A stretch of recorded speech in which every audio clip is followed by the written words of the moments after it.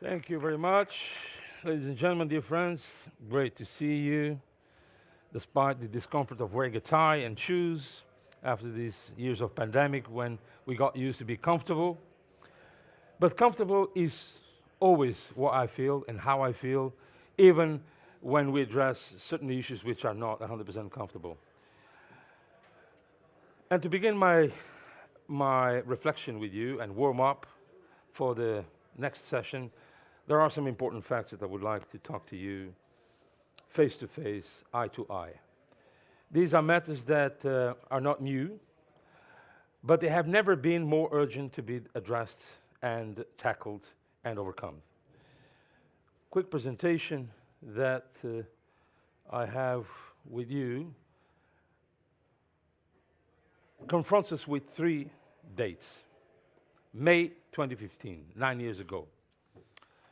27 May was a special day, a special, traumatic, cathartic day for global football. And this is why we are here.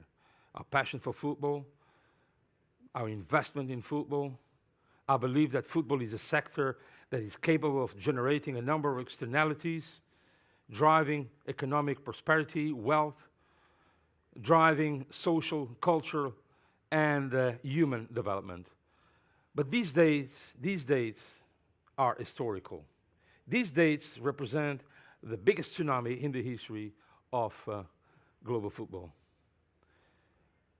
9 years and 2 days, the FBI raided Borolac in Zurich, arresting 15 FIFA executives, senior executives, and igniting what was then recalled and baptized as the FIFA Gate.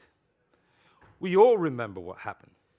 We all remember the deep crisis in which football was dragged into, with its name and reputation dragged to the mud, waves of suspicion, of distrust, of accusations, of front pages, of big news opening every TV. You all remember this, or most of you remember this. You all remember also the anathema, this wave of indiscriminated suspicion that was hanging over the whole industry, because it was not just football.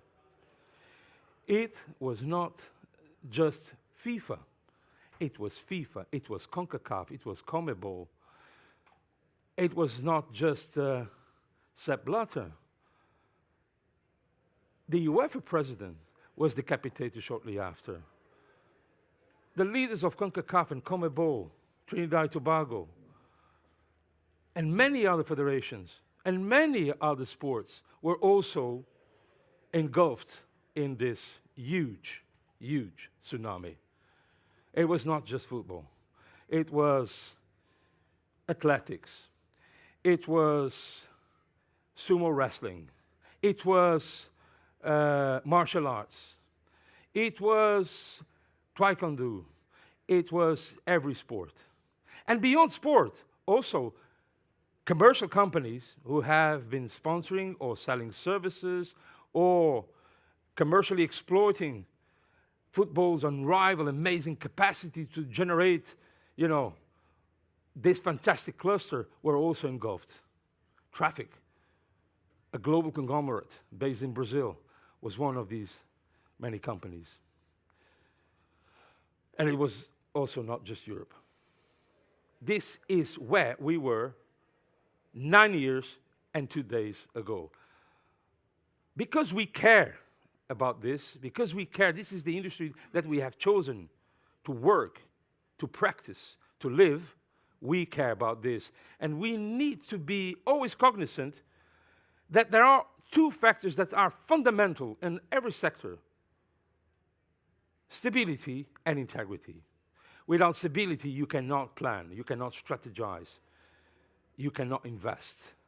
Without integrity, you have no trust, no confidence, no business, no profitability, and that applies also to sport. This is how fragile it is, our environment. And why do I mention this? It's because we have here at SoccerX, who I greet and salute for uniting the industry, This is what we have here. We have the global industry, not just in European football, but beyond. And we are all custodians of the game's values. So we share also not just the benefits and the opportunities, and by the way, great stuff I have seen out there, that really catch my eye and my curiosity, but we are equally responsible for ensuring the integrity of the game on every deal that we make, on every attitude that we protagonize. And we need to be agents of change. And I'm here to tell you, face to face, that the time of doubt and hesitation is over. It has to be over. We have not gone through a pandemic to go back to business, to go back to what it was. We need to understand that football is amazing, and that's what we are here to do, to celebrate, to excel, to expose, to give visibility. But in order to do that, we need to play our role and assume our responsibilities. And we will talk about that. You know, and how great it is. How great it is. Look at this formidable ability of this sector to generate revenue. I can speak with my eyes closed about this. I know this as the back of my hand. Right? I have been over 30 years in leading positions in football. Football League in Portugal, founder and CEO of all European leagues, and founder and CEO of all European leagues. When I speak, I know what I'm saying, because I've been there in the trenches, on the pitch. So I'm not talking about something that I have become acquainted through books or hearsay. I know what's what. I know how things are done. I know what the problems are. And believe me, both Blatter and Platini can witness that I draw their attention to a number of things that were risky, that were unlawful, that had to be stopped. And Alejandra here, representing an amazing, influential organization, FIFPro, she knows that too. Because FIFPro has always been an ally. Leagues and players' unions have always been together to reform sport and to safeguard their trust and their reputation and the confidence that is the fuel of every successful sector. But look at the resilience in 2021, okay? Between 2020 and 2022, European football has lost 9.1 billion euros, okay? Those were the losses. But the ability to overcome, even against negative cycles, it's not new. I'm not surprised with the fact that you know, revenues have bounced back and are back in the rise. In 2012, in the subprime crisis, you know, when the whole world was sinking in crisis, you certainly remember that.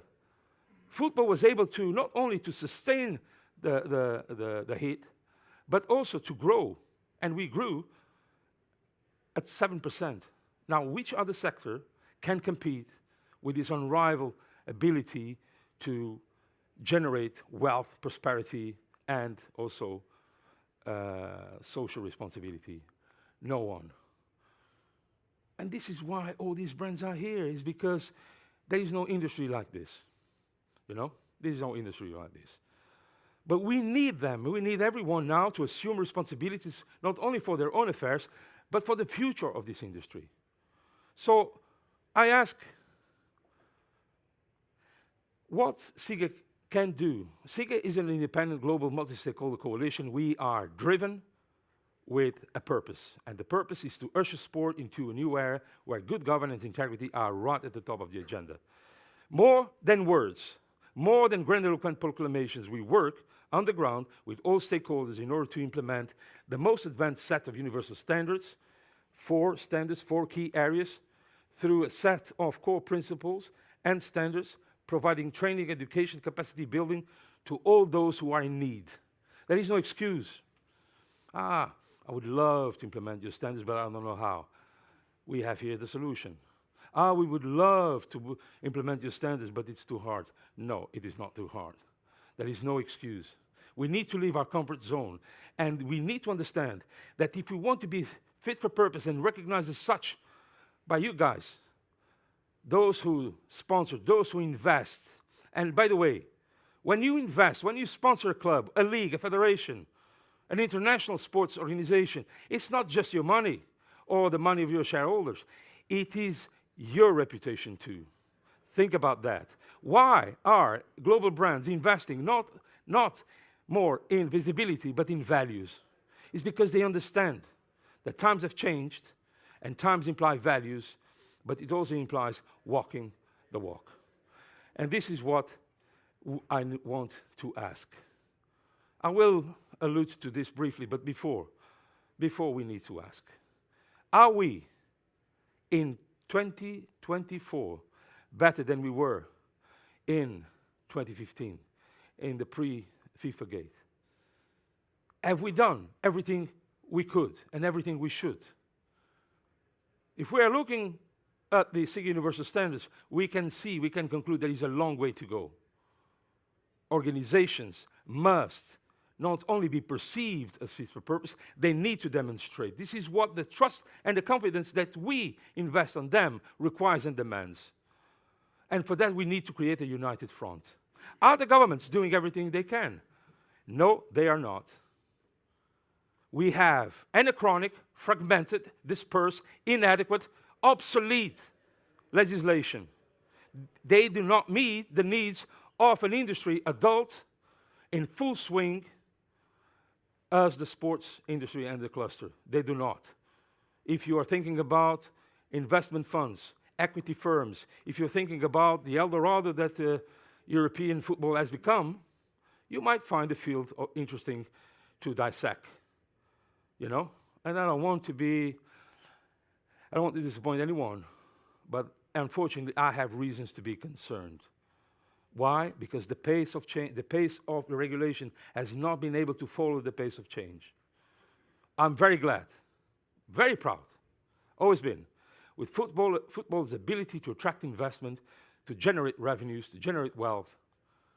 But we need to know who is investing. What are the credentials of the investors? Who are the ultimate beneficial owners? Where's the money going to? And where's the money coming from? And who's benefiting? Who is watching? Because we need supervision. We need scrutiny. That is the price of living in democracy, where we are all accounted. Are we where we want, where we need, where we should? I recognize the strides.